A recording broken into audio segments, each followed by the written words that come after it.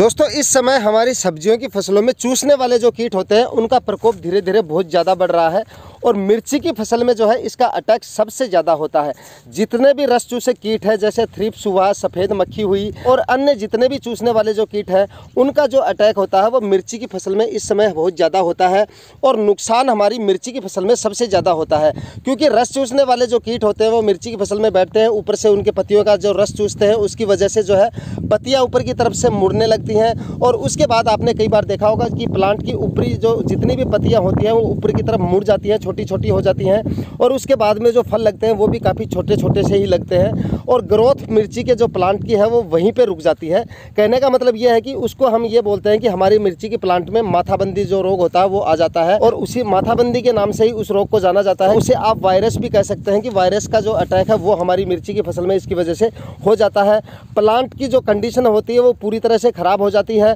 और उसके बाद में एक बार अगर वायरस या माथाबंदी का जो अटैक आपकी मिर्ची की फसल में हो जाता है आसानी से उसके बाद आप उसको कंट्रोल नहीं कर सकते। शुरुआत में अगर आप उस पर ध्यान दे लेते हैं, उचित इंसेक्टिसाइड या फंगीसाइड का इस्तेमाल करके आप उनको कंट्रोल कर लेते हैं तो आपका जो मिर्ची की फसल में जो वायरस का अटैक होता है या माथाबंदी का जो रोग आता है उसको आप प्रिवेंटिव में ही सॉल्यूशन निकाल लेते हैं। उसका प्रिवेंटिव में ही आप स्प्रे वगैरह करके उसको कंट्रोल कर लेते हैं तो आपकी मिर्ची की फसल से जो है उत्पादन आपको लंबे समय तक जो है वो मिलता रहता है। अगर आप शुरुआत में उसको नज़रअंदाज करते हैं या लापरवाही कर देते हैं, एक बार अगर अटैक हो जाता है आपकी मिर्ची की फसल में तो उसके बाद आसानी से जो है वायरस या माथाबंदी को कंट्रोल नहीं किया जा सकता। और दोस्तों इस समय एक बीमारी मिर्ची की फसल में रस चूसने वाले कीटों के साथ साथ एक समस्या और आती है। जैसे ही फल बनने शुरू होते हैं मिर्ची में तो उसमें हरी सुंडी या जो फल छेदक कीट होता है उसका भी अटैक शुरू हो जाता है और वही सुंडी का अटैक टमाटर की फसल में भी काफ़ी बार देखा जाता है। टमाटर में ज़्यादा ब्लाइट वगैरह की समस्या ज़्यादा आती है लेकिन सुंडी की समस्या जो है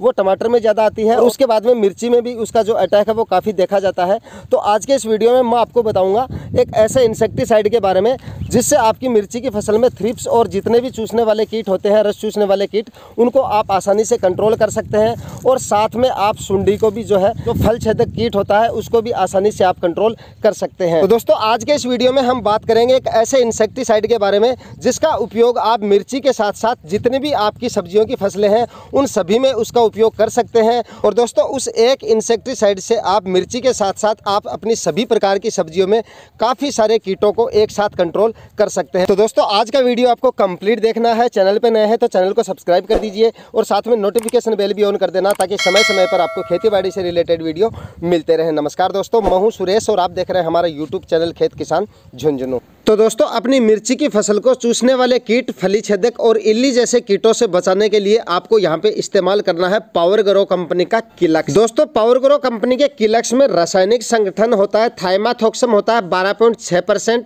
और लैम्डा साइक्लोथ्रीन होता है 9.5% जो कि ZC फॉर्म में आपको मिल जाता है। दोस्तों थाइमाथोक्सम 12.6% और लैम्डा साइक्लोथ्रीन 9.5% मुख्य रूप से आपकी सब्जियों की फसल से माहू, हरा तेला, थ्रिप्स, तना छेदक, पत्ती खाने वाली इल्लियाँ, फल छेदक, गुलाबी इल्ली, शीर्ष मक्खी, लीफ होपर, गर्डल बीटल, सफ़ेद मक्खी और चने में लगने वाली इल्लियों को आसानी से कंट्रोल कर लेता है। तो दोस्तों कहने का मतलब ये है कि ये आपकी सब्जियों की फसलों से